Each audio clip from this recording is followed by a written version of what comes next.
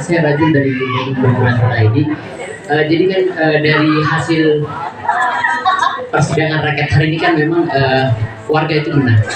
Walaupun secara PK ya beberapa tahun lalu itu warga kalah. Nah, artinya ini kan ada warga itu punya harapan. Warga punya harapan. Lalu dua dari 3 bulan juga sudah ditetapkan tersangka. Itu juga harapan baru. Yang ingin aku tanyakan adalah secara bersamaan kan juga sudah ada 2 peringatan dari pengadilan. Yang ingin aku tanyakan adalah seberapa besar kemungkinan jika dipidana Muller itu ada kemungkinan untuk PK 2. Itu sih. Terima kasih. Selamat sore, saya Ilham dari gimana sih Pak menemukan pengadilan rakyat sekaligus dalam efeknya dalam hukum Indonesia? Apa yang membuat kita sangat punya kekuatan untuk merespon putusan dari ini dan kemudian mengagung? Terima kasih.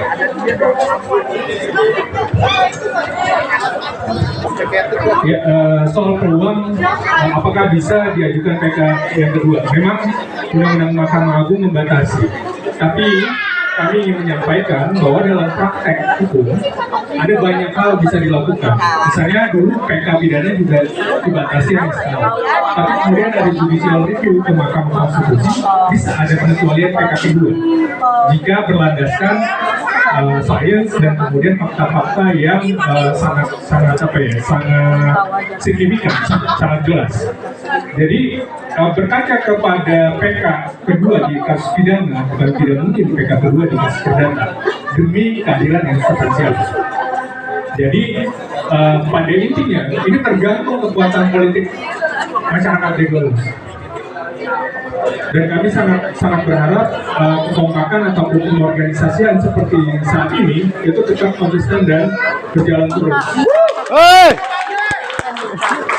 Dalam praktek hukum acara perdata ataupun pidana ada banyak manuver hukum bisa dilakukan untuk mempertahankan hak warga, terlebih di sini ada hak atas perumahan dan hak atas tanah warga.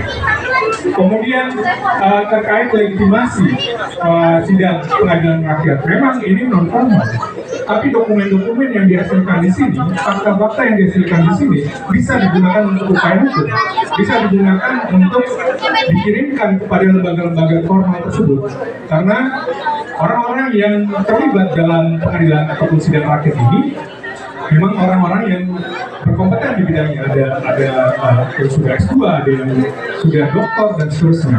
Jadi pertimbangan ataupun dokumen yang dihasilkan juga berdasarkan pertimbangan profesional akademisi. Nah, hasil dari sidang rakyat ini bisa digunakan oleh warga Dagolos untuk kebutuhan advokasi ke berbagai pihak. Walaupun nanti negara ataupun aparat penegak hukum mengatakan bahwa ini cuma seminar ataupun ini cuma forum yang non formal, menurut kami tidak masalah, karena pasti ada sebagian aparat ataupun orang-orang yang tergerak hatinya melihat fakta-fakta perjuangan warga Dagolos yang tertuang dalam putusan-putusan, dan itu pengalaman kami itu bisa sangat signifikan untuk keberhasilan advokasi. Begitu. Terima kasih. Saya menambah sedikit karena memang kejadian ini kan terjadi di Bandung ya, di mana sebenarnya kolonialisme itu kan dalam sekali di Bandung. Dan misalkan dulu Soekarno jadi di sini di Bandung. Tapi upaya untuk dekolonisasi juga kuat di sini di Bandung. Konferensi Asia Afrika sebenarnya konferensi anti kolonialisme. Tapi kita lihat yang terjadi di Dagolos adalah hukum kolonial yang dipakai.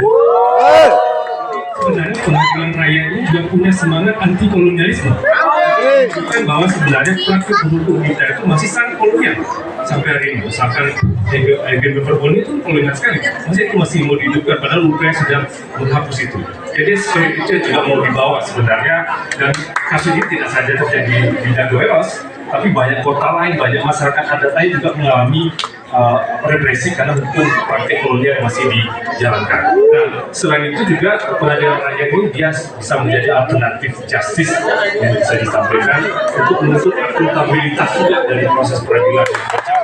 Dan juga dia punya dimensi edukasional juga untuk mengedukasi publik, untuk mengedukasi masyarakat yang mencari keadilan bahwa jangan berhenti kalau misalkan kita terbentur dalam proses peradilan formal. Kita bisa mencoba untuk mencari legitimasi lain, salah satunya adalah melalui pengadilan rakyat. Menambahkannya dengan memamerkan dokumen-dokumen yang teman-teman lihat sendiri tebal banget.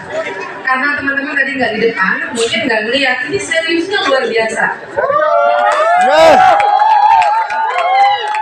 Kalau tadi disebut-sebut ya, soal makamnya Mueller, ini fotonya aja ada.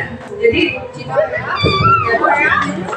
teman-teman bisa lihat legitimasi dari pengadilan rakyat ini bukan sekedar siapa yang jadi hakim, bukan sekedar juga perkaranya kayak apa, tapi bahkan dari aspek keilmuan kami yakin sekali kami punya legitimasi yang luar biasa kuat. Jadi kalau tadi Mas Yanca bilang tidak ada kami buktikan ini dengan sebuah keseriusan yang mendalam untuk membuktikan bahwa semua hal sebenarnya keluarga sudah paparkan seserius ini, bahkan lebih itu sebagian kan ya.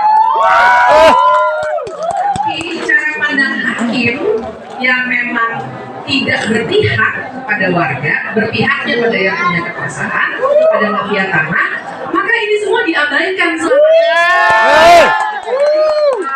Jadi saya ingin mendorong sudah teman-teman untuk menguatkan bahkan legitimasi ini. Amin. Dan kalau bisa memang pengadilan rakyat itu direplikasi di banyak tempat supaya kita bisa buktikan bahwa hukum itu adalah juga soal keberpihakan pada orang-orang yang tidak punya akses. Betul. Oke, mungkin satu pertanyaan terakhir tentang Saya dari Kota Kementerian apa yang kali ini ingin terutama menjadi hakim di peradilan mereka ini dan apa yang akan konsisten untuk mengurus kelanjutan hak ini. Kita tahu persoalan ketidakadilan itu terjadi di mana-mana dan salah satunya adalah di Deus. Kalau teman-teman mau lihat kasus mafia tanah besar itu adalah di Deus. Betul. Sekedar warga berhadapan dengan Mueller dan teman-temannya, tapi juga kita berhadapan dengan institusi yang salah satu yang terkuat yaitu pengadilan dari tingkat pertama sampai Mahkamah Agung. Yang kedua, Badan Pertahanan Nasional juga terlibat, kemudian instansi kepolisian yang dilakukan berkali-kali tidak bergerak. Dan apa yang menjadi dampaknya adalah rakyat terus diintimidasi. Betul. Dan zaman masyarakat diintimidasi, hidupnya tidak tenang sewaktu-waktu. Wah, bukan nggak tenang lagi. Selama 10 tahun yang lalu, yang agraria. Dan kalau ini Dagoelas berhasil kalah, maka ini akan menjadi percontohan di tempat lain. Warga masyarakat di tempat lain akan diusir juga, digusur dengan sewenang-wenang. Padahal mereka adalah pemilik tanah yang sebenarnya. Betul. Dan yang mendasari kita semua ikut memperjuangkan keadilan. Terima kasih. Oke, lanjutkan lagi sekian segmen dan juga wawancaranya. Terima kasih untuk teman-teman media yang sudah hadir hari ini. Jangan lupa besok masih ada diskusi publik juga.